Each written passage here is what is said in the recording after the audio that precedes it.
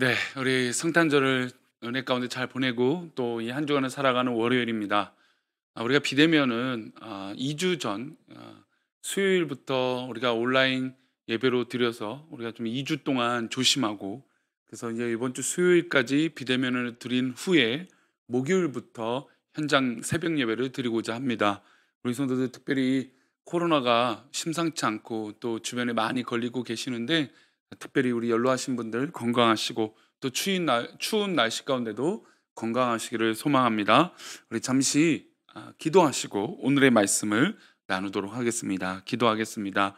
하나님 아버지, 감사합니다. 은혜 가운데 우리를 이끄시고 인도하여 주셔서 하나님 사랑 가운데 우리가 살아가며 그 영광으로 살아가는 이 복된 하루가 되도록 은혜를 내려 주옵소서. 복된 하루 주님의 말씀 가운데 살아가기 원합니다.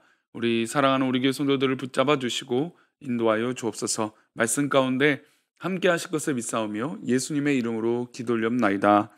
아멘.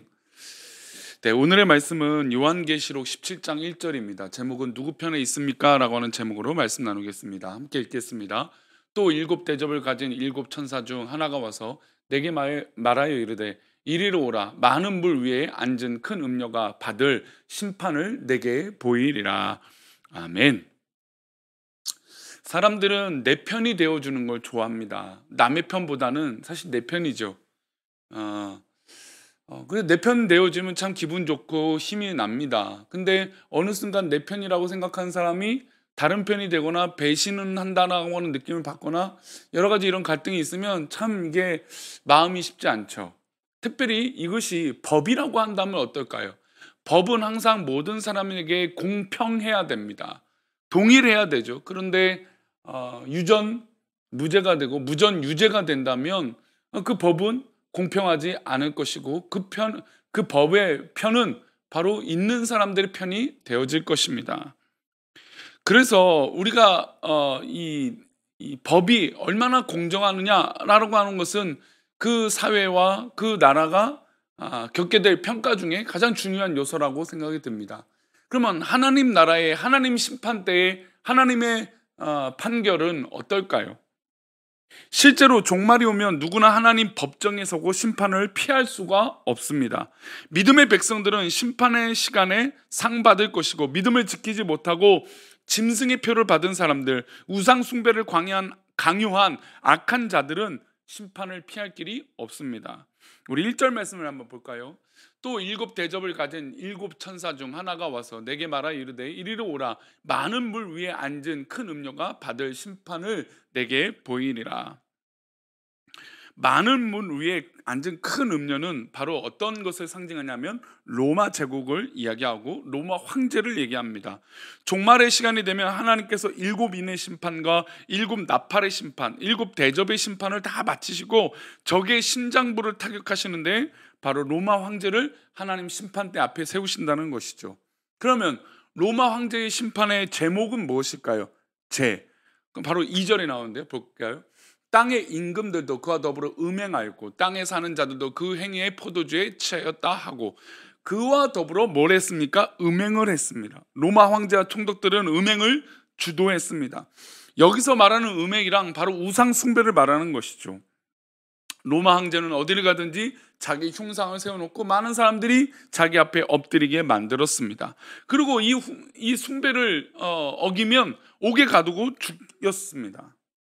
하나님께서 용서하지 않은 심각한 죄가 바로 우상 숭배인 것이죠. 하나님을 대적하는 자, 사람을 섬기라고 한 자들은 결탄코 가만두지 않으시고 심판하십니다.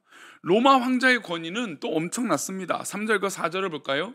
보겠습니다. 곧 성령으로 나를 데리고 광야로 가니라. 내가 보니 여자가 붉은 빛 짐승을 탔는데 그 짐승의 몸에 하나님을 모독하는 이름들이 가득하고 일곱 머리와 열 뿔이 있으며 그 여자는 자주빛과 붉은 빛 옷을 입고 금과 보석과 진주로 꾸미고 손에 금잔을 가졌는데 가증한 물건과 그의 음행에 더러운 것들이 가득하더라.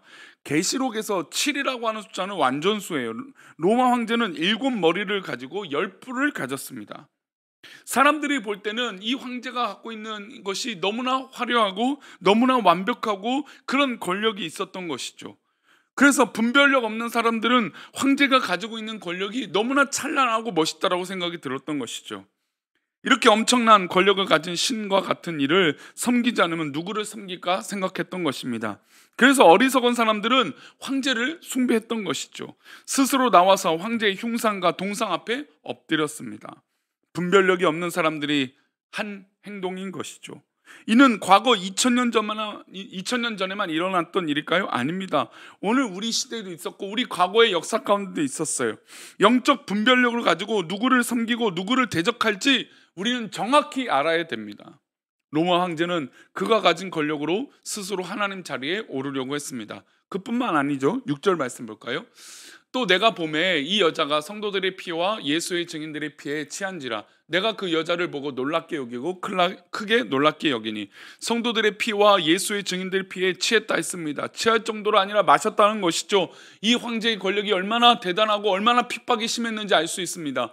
그 황제의 핍박으로 말미암아 수많은 순교의 피들이 있었다라는 것이죠. 얼마나 많이 죽였는지 모를 정도로 고발하고 있는 것입니다. 황제 숭배를 강요했을 뿐만 아니라 황제에게 엎드리지 않는 사람들을 죽였습니다. 하나님은 하나님의 심판대 앞에 이 황제를 세우시고 심판하시는 것이죠. 악한 권력에 붙어서 권력의 신여로 살아간 자들도 하나님은 가만두지 않을 것입니다.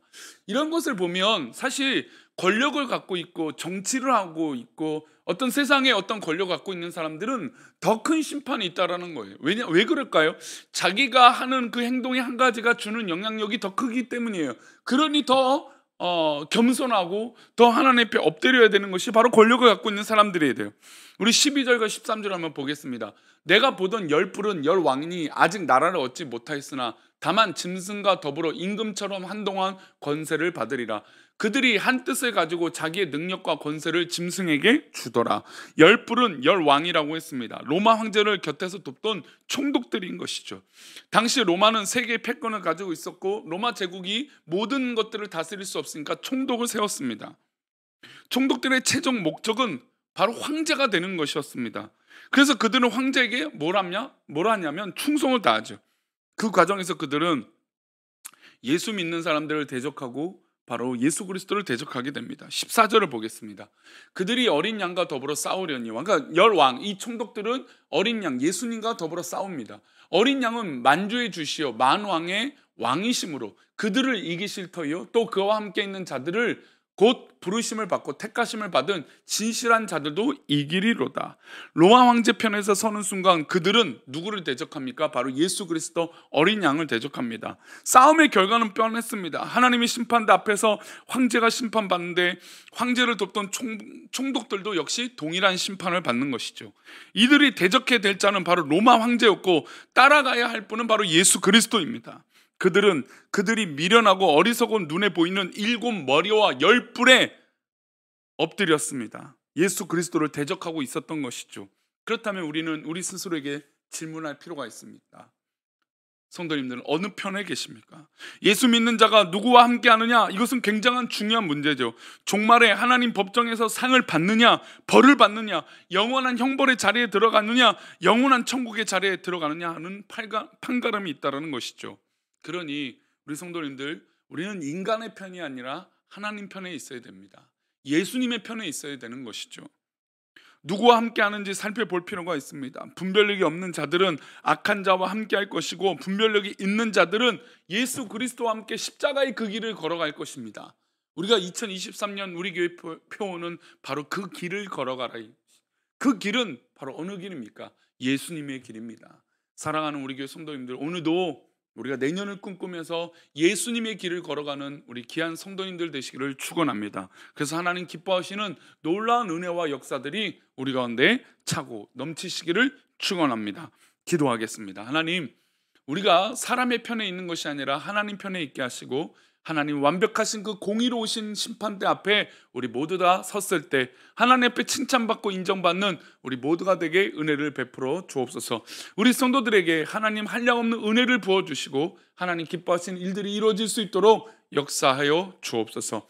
우리 성령님, 우리 하나님, 이 연말을 잘 우리 성도들 마무리하게 하시고 하나님 편에서 승리할 수 있도록 복을 내려 주옵소서. 지켜주실 것을 믿사오며 예수님의 이름으로 기도 올렵나이다. 아멘.